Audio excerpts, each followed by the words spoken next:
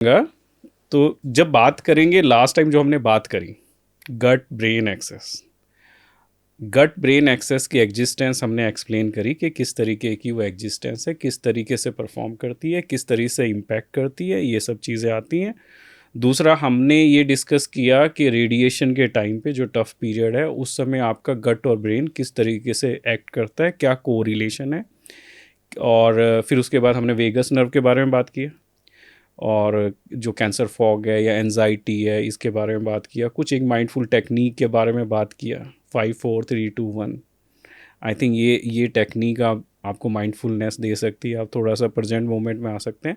लेकिन अब जो बात करते हैं थोड़ा सा डेली लाइफ से जुड़ी हुई, तो जब मैं बेसिकली ये चीज़ देख रहा था ये पूरे सेगमेंट के हिसाब से, मुझे लगा कि ये वाला सेगमेंट बहुत इंटरेस्टिंग जाने वाला है क्योंकि ये बहुत सारे लोगों की यानी जुड़ी हुई भी है। जैसे एक मिलेट वाली चीज़ है, एक मिलेट वाली थ्योरी है कि कैंसर के ट्रीटमेंट के टाइम पे जो न्यूट्रिशन या जो इंडियन मिलेट का कॉन्सेप्ट है ये कैसा है, किस तरीके से? देखिए, जो ये मिलेट्स है ना, ये प्रीबायोटिक्स हैं। इसमें क्या होता है कि जैसे रागी हो गया, बाजरा हो गया, इनमें क्या होता है कि आपका जो स्टार्च होता है और इसके अलावा इसमें फर्मेंटेड वो फूड होता है। तो इससे क्या होता है कि आपका जो ये गट म्यूकोजा के जो बैरियर्स होते हैं उनको डिस्टर्ब नहीं करता। गट की म्यूकोजा को ये प्रोटेक्ट करता है। तो ये जो प्रीबायोटिक्स हैं ये गट की म्यूकोजा के लिए काफ़ी सेफ रहते हैं। ये कोई सुपर फूड नहीं है, ये नॉर्मल फूड है, लेकिन इनको आपको नॉर्मल तरीके से जो एक आपका एक तरीका है उसके हिसाब से लेना चाहिए। ये जो आपके दूसरे फूड्स होते हैं जो एडिक्टिव्स होते हैं या स्पोर्ट्स फूड्स होते हैं उनसे तो बहुत बेटर होता है और प्रीबायोटिक की तरह काम करता है। इससे आपकी जो गट का माइक्रोब्स है वो डिस्टर्ब नहीं होता है, वो मेंटेन रहता है। तो प्रीबायोटिक्स जो है रागी, बाजरा, ये काफ़ी ज़्यादा इंडियन फूड्स हैं और अच्छा गट के म्यूकोजा में हेल्प करते हैं। दूसरा ये कि इसमें फाइबर इंटेक भी इंक्रीज होता है। यस, ये फाइबर इंटेक को काफ़ी इंक्रीज करता है और इसी के कारण आपकी जो गट की म्यूकोजा है वो मेंटेन रहती है। वो गट की म्यूकोजा को मेंटेन रखता है, ये उसमें डिस्टरप्शन नहीं आता है। And it is also very good source of serotonin, जो आपका जो आई थिंक जो मिलेट है आज की डेट में, क्योंकि जो मैं स्टडीज़ पढ़ रहा था उसमें ये चीज़ निकल के आ रही थी कि जो आपका जो हैप्पी हार्मोन है that is also increase because of millet, जो आज की डेट में बहुत है, चाहे स्मॉल मिलेट हो चाहे लार्ज मिलेट हो, ये वाली चीज़ें भी हैं। स्टडीज़ कुछ इंडोर्स करती हैं इसको कि लेकिन बहुत सारे चीज़ें हैं, लेकिन ये है कि ओवरऑल ये है कि आप मिलेट अगर इम्प्रोवाइज़ करते हैं तो उससे आपका जो गट इम्प्रोवाइजेशन है वो बढ़ता है। यस, गट का जो जैसे गट के डिस्ट्रप्शन को रोकता है, माइक्रोब्स को मेंटेन रखता है, गट के जो डाइवर्सिटी है, जो माइक्रोब्स की डाइवर्सिटी है उसको मेंटेन करता है और डिसवॉइसेस को रोकता है। यस। अब ये जो प्रोबायोटिक है ये इसका रेडिएशन के फेज में किस तरीके से देखिए, इम्पैक्ट करता जैसे है? जो प्रोबायोटिक्स होते हैं ये एक लाइव आपके वो हैं माइक्रोब्स हैं लाइव। इनका क्या होता है कि आप आप हर को नहीं दे सकते हैं। ये पर्सन टू पर्सन उसकी सिचुएशन के अनुसार और उसकी स्टेज के अनुसार चेंज हो जाता है। जनरली जैसे मान लीजिए किसी को रेडिएशन इंड्यूस डायरिया है तो उसमें लैक्टोबैसिलस हम एडवाइस कर देते हैं कुछ केसेस में। लेकिन जैसे जो इम्यूनो कम्प्रोमाइज्ड पेशेंट हैं या जिसकी इम्यूनिटी बहुत वीक है या उसकी गट की परमेबिलिटी बहुत ज़्यादा है डाइजेस्ट ही नहीं या कर पा उसका रहे। डायरिया बहुत ज़्यादा हो रहा है, साल्ट इम्बैलेंस है, उनमें हम लैक्टोबैलिसिस नहीं एडवाइस करते, उसमें प्रोबायोटिक्स एडवाइस नहीं किए जाते हैं। जनरली गाइडलाइंस भी उनमें एडवाइस नहीं करती हैं। कुछ सिलेक्टेड केसेस में हम एडवाइस करते हैं, लेकिन ये हर एक के लिए नहीं है कि हम एक किसी को ब्लैंकेट स्टेटमेंट दे दें कि हर एक को आप प्रोबायोटिक्स बता दीजिए। नहीं, case to case, person to person vary करता है। हर पेशेंट को प्रोबायोटिक्स नहीं देना चाहिए। ये कोई मतलब वो नहीं है कि जनरलाइज, वो नहीं है कि हर कोई इसको यूज़ करेगा कि आपने प्रोबायोटिक्स यूज़ किया तो आपका जो माइक्रोब्स है, जो गट का फ्लोरा है, वो अच्छा ही हो जाएगा। नहीं, ऐसा नहीं होता है। तो आपको इसके लिए अपने फिजिशियन या डॉक्टर से सलाह लेनी चाहिए। वो आपको देख के, आपकी क्लिनिकल स्टेज को देख के तभी वो प्रिस्क्राइब करेंगे। वो आज की डेट में क्या है ना, एक और चीज़ है कि इंस्टाग्राम, यूट्यूब, इस पे इतने सारे इंफॉर्मेशन है कि आप रोटी ना खाएं, आप ब्रेड ना खाएं, आप क्या कहते हैं, बहुत सारी चीज़ें ऐसी, यानी बहुत सारी इतनी क्वेरीज़ हैं। तो मुझे लगता है कि आप जैसे सपोज़ कीजिए जो कैंसर है वो जिस तरीके की डिजीज़ है और ट्रीटमेंट जो चल रहा है, आपको स्पेशलाइज्ड रिकमेंडेशन या डाइट प्लान पे ही जाना चाहिए और स्पेशलिस्ट आदमी के पास जाना चाहिए, जो डाइटिशियन होंगे या कुछ भी है, उन्हीं के पास जाना चाहिए कि बनिस्बत इसके कि आप यूट्यूब चैनल देखें और सब चीज़ें जाएं और ट्राई करें या फिर एक दूसरे से पूछें और ये सब चीज़ें करें। स्पेसिफिक डाइट देखिए, प्लान ये पे एक जाएं। सपोर्ट सिस्टम होता है कैंसर केयर में। जब आपका कैंसर का ट्रीटमेंट चल रहा होता है या उसके बाद भी आप कैंसर के अपने डॉक्टर से बात कीजिए, केयर गिवर से बात कीजिए, अपने डाइटिशियन से बात कीजिए। जो डाइट चार्ट आपके ऑन्कोलॉजिस्ट बता रहे हैं या आपके डाइटिशियन बता रहे हैं, तो उसके अकॉर्डिंगली लेना चाहिए। उसके अलावा जो हम चीज़ें हैं वो नहीं लेनी चाहिए, क्योंकि कभी कभी क्या होता है कि जो हम ट्रीटमेंट एक को दे रहे हैं जरूरी नहीं है वो दूसरे के लिए वो फिट बैठेगा। तो हम जो आपको कोई तीसरा बंदा बता रहा है वो अपने अकॉर्डिंगली बता रहा है। मतलब अगर वो या तो पेशेंट है या पेशेंट का अटेंडेंट है, तो वो उसके अकॉर्डिंगली बता रहा है, वो आपके अकॉर्डिंगली नहीं बता रहा है। जरूरी नहीं है जो केस उसमें फिट हुआ वो आपके साथ भी फिट हो जाए। तो जरूर ये सलाह लेके ही लेना चाहिए, ऐसे नहीं करना चाहिए। नहीं, एक तो सबसे बड़ा जो कन्फ्यूजन है या मिस इन्फॉर्मेशन है वो कार्ब्स के लिए है। अब क्या होता है कि नॉर्मली जो मैंने देखा है इन्वायरमेंट में कि आपको पावर चाहिए। जैसे सपोज़ कीजिए आप कीमोथेरेपी में जा रहे हैं, रेडिएशन के लिए चाहिए, तो आपको पावर चाहिए। तो लोग बहुत सारा कार्ब भी खाते हैं, मतलब यानी रोटी ज़्यादा खानी चाहिए ताकि स्ट्रेंथ रहे। तो एक अलग तरीके की मिस इन्फॉर्मेशन भी है। बैलेंस डाइट की बात नहीं है, लोग ये बोलते हैं क्योंकि नॉर्मली जो नॉर्थ इंडिया में जो रोटी का कल्चर है उस वो थोड़ा इस तरीके से प्रमोट किया जा रहा है कि उसमें आपको स्ट्रेंथ मिलती है। देखिए, कार्बोहाइड्रेट वो नहीं है, मना नहीं है कि आपको कार्बोहाइड्रेट नहीं खाना, लेकिन बैलेंस तरीके से खाना है। जो आपकी बैलेंस डाइट है उसके अकॉर्डिंगली खाना चाहिए। अल्ट्रा प्रोसेस फूड नहीं खाना। जो आपका अल्ट्रा प्रोसेस फूड है उसमें एडिक्टिव्स होते हैं। वो एडिक्टिव क्या करते हैं, आपकी म्यूकोजा की बैरियर को उसको वो डिस्टर्ब कर देते हैं। उससे क्या होता है, वो बैरियर को उसने डिस्टर्ब किया, उससे क्या होगा, एक ना क्रॉनिक इन्फ्लेमेशन आपकी म्यूकोजा में होता रहता है। जो ये आपका ये जो इन्फ्लेमेशन है ये फिर गट के सेंसेशन जो है ये सेंसेशन भेजता रहता है। तो उसके कारण क्या होता है कि फिर एक सिस्टमिक इन्फ्लेमेशन हो जाता है। तो अल्ट्रा प्रोसेस फूड तो बिल्कुल ही मना है, वो आपको नहीं खाना है। लेकिन कार्बोहाइड्रेट मना नहीं है, कार्बोहाइड्रेट आपको खाना है। लेकिन देखिए, कोई भी चीज़ ज़्यादा नहीं खानी है। कोई भी चीज़ चाहे वो, अगर आप शुगरी भी कोई वो है, जैसे मैं कहूँगी कि आपको जैसे फर्मेंटेड जो ये फ्रूट्स होते हैं, फर्मेंटेड जैसे ये कांजी है, बटर मिल्क है, ये बहुत बेटर है शुगरी फ्रूट्स। जो शुगरी आप स्पोर्ट्स मिल्क लेते हैं, ड्रिंक्स लेते हैं, उनसे ये बहुत बेटर हैं। ये आपकी गट की मुकोसा को बहुत अच्छा रखते हैं, उनके बैरियर को डिस्टर्ब नहीं करते, माइक्रोब्स की डाइवर्सिटी को मेंटेन रखते हैं। उसको आप लीजिए, बटर मिल्क को ले लीजिए, कांजी को ले लीजिए, योगर्ट को ले लीजिए, ये आपके सब आपके उसको गट को हेल्दी रखेंगे।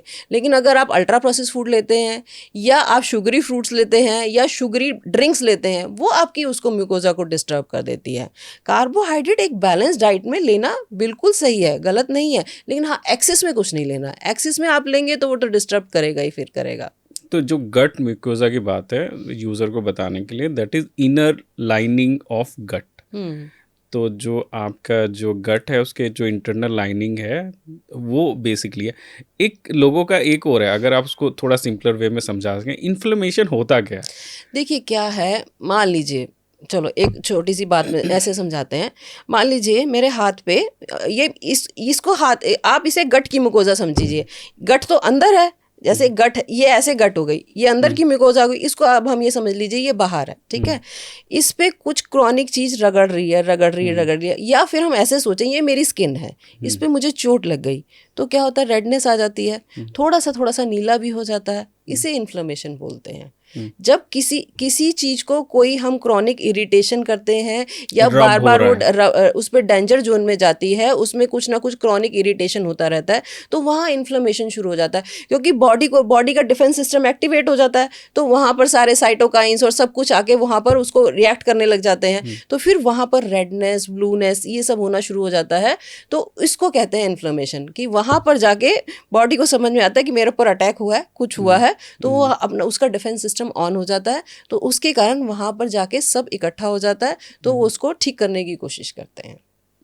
तो जो बेसिकली यानी इस टॉपिक, इस पॉइंट पे जाएंगे, जो अल्ट्रा प्रोसेस फूड है, उसमें एक तो ये है कि जब वो डाइजेस्ट करता है, सपोज़ कीजिए आपने पकोड़े खाए या फिर आपने क्या कहते हैं कुछ ऐसी चीज़ खाई दैट इज़ वेरी ड्राइड, तो वो धीरे धीरे जब डाइजेशन के लिए जाएगा that will impact your inner lining of gut. देखिए, अल्ट्रा प्रोसेस फूड वो हैं जिनमें केमिकल एडिक्टिव्स मिले हुए हैं।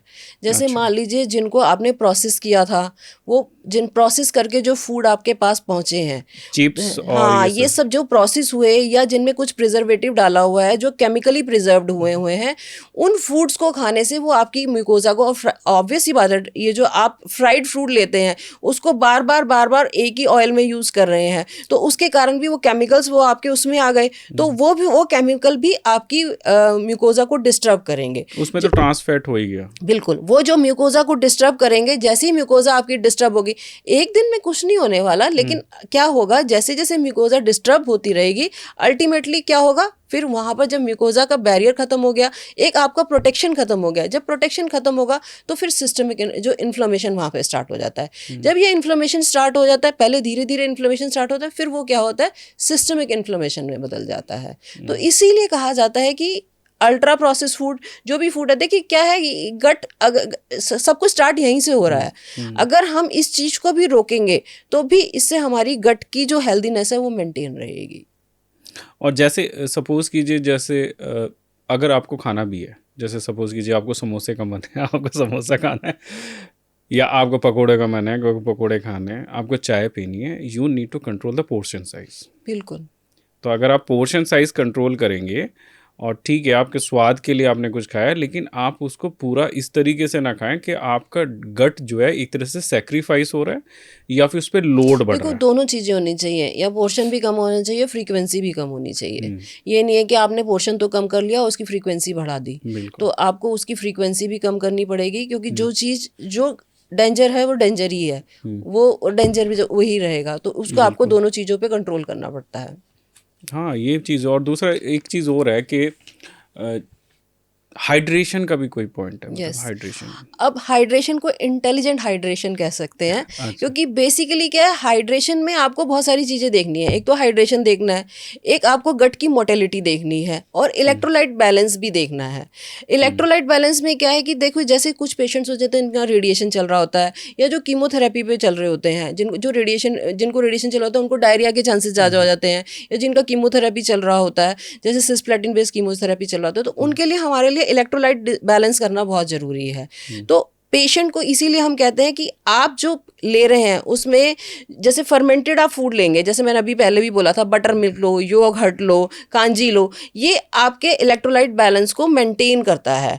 अगर कुछ लोग होते हैं, कहते हैं कि नहीं, हमने तो वाटर ले लिया, क्या वाटर में क्या लिया, शुगरी, उन्होंने कोई बाहर का जूस ले लिया जिसमें बहुत सारा फ्रक्टोज और सुक्रोज भी मिला हुआ है, तो उसकी बनिस्बत अगर आप ये लेंगे, ये आपके गट को ज़्यादा अच्छे से मेंटेन करेगा, वहाँ के आपके उनके माइक्रोब्स को भी मेंटेन करेगा।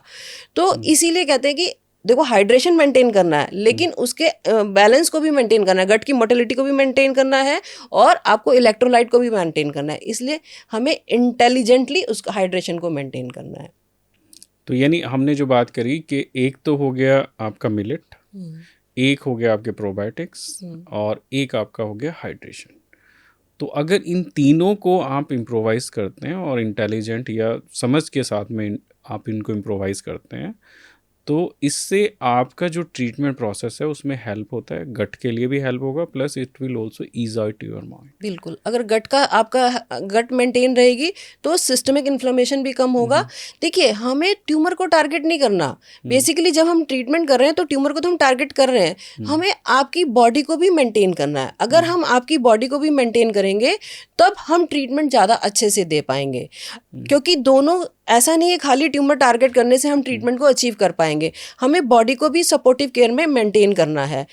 ये एक इंटीग्रेटेड ऑन्कोलॉजी का मतलब क्या है कि जब हम सब चीज़ों को साथ लेके चलते हैं, जब हम आपके ट्यूमर को, आपकी बॉडी को और आपके ब्रेन को, हम इन तीनों को साइमल्टेनियसली जब लेके चल रहे हैं, तो ये एक इंटीग्रेटेड होलिस्टिक ऑन्कोलॉजी है। ये कोई अल्टरनेटिव मेडिसिन नहीं है, ये एविडेंस बेस्ड है कि हम अगर तीनों को एक सामंजस्य बना के साथ लेके चलेंगे तो उसका जो इफ़ेक्ट है वो ज़्यादा अच्छा आ पाएगा, तो उसके कारण जो पेशेंट के आउटकम्स होंगे वो ज़्यादा अच्छे हो पाएंगे। बिल्कुल। और मुझे ये लगता है कि जैसे सपोज़ कीजिए आप आपको ये लगे कि आपको कुछ डाउट या फिर आपको कुछ क्वेरी आती है, तो आप स्पेशलिस्ट के पास ही जाएं, क्योंकि देखिए आपका जो ट्रीटमेंट है वो बहुत इम्पोर्टेंट है। और इस समय जिस समय आपका रेडिएशन या कीमोथेरेपी या आपका ट्रीटमेंट चल रहा होता है, उस समय आपको कॉन्शियस रहना चाहिए कि आप जो भी एडवाइस लें वो स्पेसिफिक एक्सपर्टीज से या एक्सपर्ट से ही लें। बिल्कुल, आपको आपकी जो एडवाइस है, क्योंकि जैसे क्या होता है कि अगर मान लीजिए किसी को, मैं एग्जांपल के तौर पे समझाऊँ, किसी को रेडिएशन इंड्यूस्ड डायरिया हुआ, उसको हमने लैक्टोबैसिलस एडवाइस कर दिया कि हमें लगा हाँ क्लिनिकली इसमें ये है, और दूसरे पेशेंट को जो डायरिया हो वो इन्फ्लेमेटरी नहीं था, उसका इन्फेक्टिव था, तो और उसने भी वही सेम ले लिया, या वो इम्यूनो कम्प्रोमाइज्ड है और उसमें वो डायरिया को इंक्रीज कर सकता है। तो आपको ऐसा नहीं करना है कि इसको भी डायरिया हुआ, इसको, मेरे को भी डायरिया हुआ, तो दोनों के कारण अलग अलग हो सकते हैं। तो आप अपने फिजिशियन से मिलिए, अपने ऑन्कोलॉजिस्ट से मिलिए, वो आपको ज़्यादा अच्छी सलाह दे पाएंगे। आपको अपने जो सपोर्टिव केयर है उससे बात करनी चाहिए, तो उसी के बाद आपको ट्रीटमेंट लेना चाहिए। सपोर्टिव केयर बहुत मायने रखता है ऑन्कोलॉजी में। खाली ट्रीटमेंट सिर्फ ट्यूमर का नहीं है, पूरी बॉडी का है, सपोर्ट सिस्टम पूरे का चलता है। तो इसलिए अगर आपको कुछ ऐसा लगता है, जो भी ऐसे प्रॉब्लम लगती है, टॉक टू योर ऑन्कोलॉजिस्ट।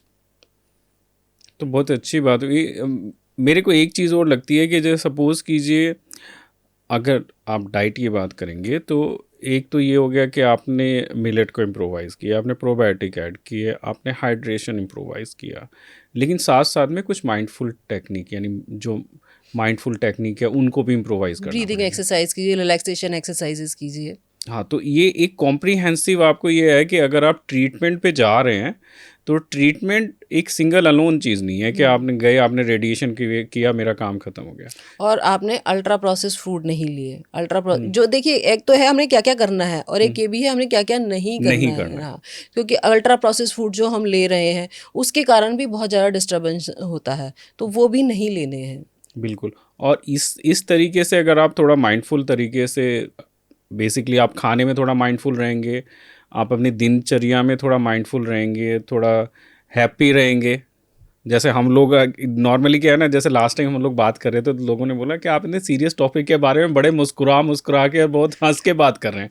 तो ज़िंदगी मेरे हिसाब से मुस्कुराने का ही नाम है। ऐसा नहीं है कि कोई टॉपिक है तो वो आपको इतना संजीदा कर दे। संजीदा टॉपिक है, लेकिन आपका वो मोमेंट जो है, उस मोमेंट को भी अगर आप थोड़ा सा ह्यूमर से थोड़ा इम्प्रोवाइज़ कर सकते हैं, उसमें थोड़ा सा हैप्पीनेस क्रिएट कर सकते हैं during the treatment, that will also help you.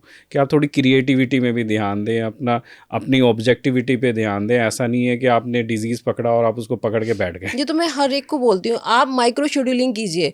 आप कोई लॉन्ग टर्म इसमें टारगेट नहीं रखने, एक टारगेट रखिए। हाँ, ट्रीटमेंट हो गया या ट्रीटमेंट भी कंप्लीट हो गया, उसके बाद भी आप अपने टारगेट जरूर रखिए।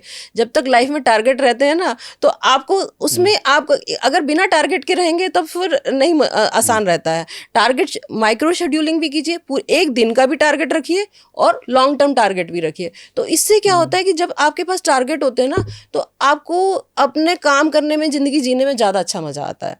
नहीं, जैसे जो मेरा पर्सनल चैनल है, that is pause with Navneet, तो हमने उसी की शूटिंग ख़त्म की है अभी। That is related to 5 point theory. वो भी आई थिंक दैट अगर आपको देखना होगा तो 5 पॉइंट थ्योरी भी आपको बहुत हेल्प कर सकती है। It will create positivity in you, कि आप धीरे धीरे आप अपने को कैसे इम्प्रोवाइज़ कर सकते हैं, अपनी डेली लाइफ को कैसे इम्प्रोवाइज़ कर सकते हैं, सराउंडिंग को कैसे पॉजिटिव बना सकते हैं। सिमिलर वे में जो सारथी संघा में जो इन्फॉर्मेशन हम लोग दे रहे हैं वो भी बहुत इन्फॉर्मेटिव है। लेकिन ये जो इन्फॉर्मेटिव जो भी सेशंस हैं, फर्दर आपको जो भी डिस्कशन करनी है, आप अपने जो डॉक्टर हैं उनकी एडवाइस लेके ही सब चीज़ें अपनी ट्रीटमेंट पे आगे कंटिन्यू करें। तो मुझे लगता है कि ये टॉपिक अच्छा रहा इस बार। आई थिंक जो ये सेकंड टॉपिक है हम लोगों का और सेकंड एपिसोड है, और इन एपिसोड्स को जो मुझे लगा कि हमें इसे कंटिन्यू बात करनी पड़ेगी। श्योर। और हम यानी कैंसर पे कंटिन्यू बात करेंगे, क्योंकि मेरे को अभी थोड़े दिन पहले ना एक अलग सा ही एक क्वेश्चन पुट अप हुआ कि आप इतनी बात क्यों करते हो, कैंसर हो गया अब बात मत करो, दोबारा से हो गया तो क्या होगा। तो मैंने वही लगा कि मुझे मुझे जो लगा और मुझे यानी जो समझ आया, मुझे उसमें बड़ी एक अच्छी लाइन समझ आई कि कभी-कभी आपका दिखना ज़रूरी होता है।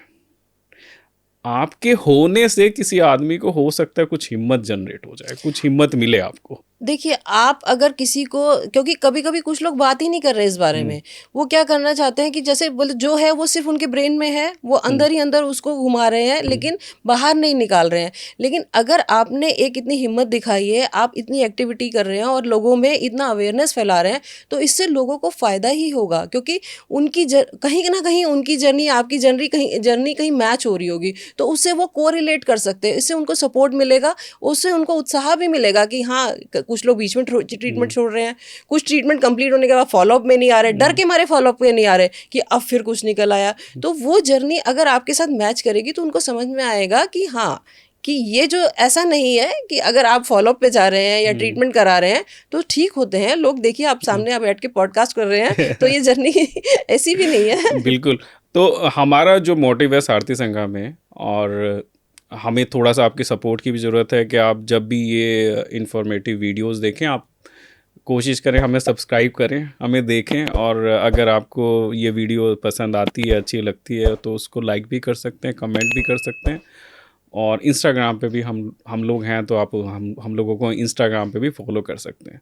तो जो हमारा ऑब्जेक्टिव है सारथी संघा में, हमारा ऑब्जेक्टिव ये है कि हम दिखना चाहते हैं, इस तरीके से दिखना चाहते हैं ताकि हम पॉजिटिविटी क्रिएट कर सकें, हम किसी के लिए कुछ होप बन सकें। जो आदमी इस समय, हो सकता है कोई एग्ज़ाम के स्ट्रेस में बैठा हुआ बच्चा है, हो सकता है उसको कुछ मोटिवेशन मिले, हो सकता है एक जो कैंसर से यानी लड़ने वाला आदमी है उसको हेल्प मिले, हो सकता है ऑफिस में बैठा हुआ कोई आदमी है जो जद्दोजहद में फंसा हुआ है, बॉस क्या बोल रहा है, बॉस ने क्या किया, आने वाले टाइम में क्या होगा, हो सकता है उसको हेल्प हो। या फिर कोई आदमी बेसिकली ट्रबल में है, मैरिज का इशू है, ये सब चीज़ें आपकी मेंटल हेल्थ से रिलेट करती हैं। तो यही सब टॉपिक हम लोग इकट्ठा करके और एक्सपर्ट्स के थ्रू आपको एलोबरेट करने की कोशिश करते हैं। और ये जो कैंसर अवेयरनेस वाली चीज़ है, जैसे लास्ट टाइम भी हमने डेटा दिया था, ऑलमोस्ट 70% लोग ऐसे हैं जो बहुत लेटर स्टेज में कैंसर डिटेक्ट करते हैं। तो हमारा मोटिव यही है कि हम वो जो उस परसेंटेज है, अगर हमारी वीडियोस देखने के बाद हो सकता है उस अवेयरनेस के थ्रू लोग उस डेटा को भी इम्प्रोवाइज़ कर, थोड़ा कम हो डेटा, थोड़ी समझदारी लोगों में बढ़े और लोग अवेयर हो पाएंगे इस चीज़ के लिए। तो मुझे लगता है कि ये सेशन हम इसी में कंक्लूड करते हैं, ये एपिसोड हम कंक्लूड करते हैं। लेकिन कैंसर को लेके हम कंटिन्यू बात करते रहेंगे। और मेरे हिसाब से, जिस हिसाब से डॉक्टर पूजा कुल्लर हमारे साथ जुड़ी हुई हैं, हमें लगता है कि इस मिशन को हम किसी ना किसी पड़ाव तक लेके जाएंगे। श्योर, बिल्कुल लेके जाएंगे। चलिए, इसी के साथ इसको एंड करते हैं। Thank you. Thank you.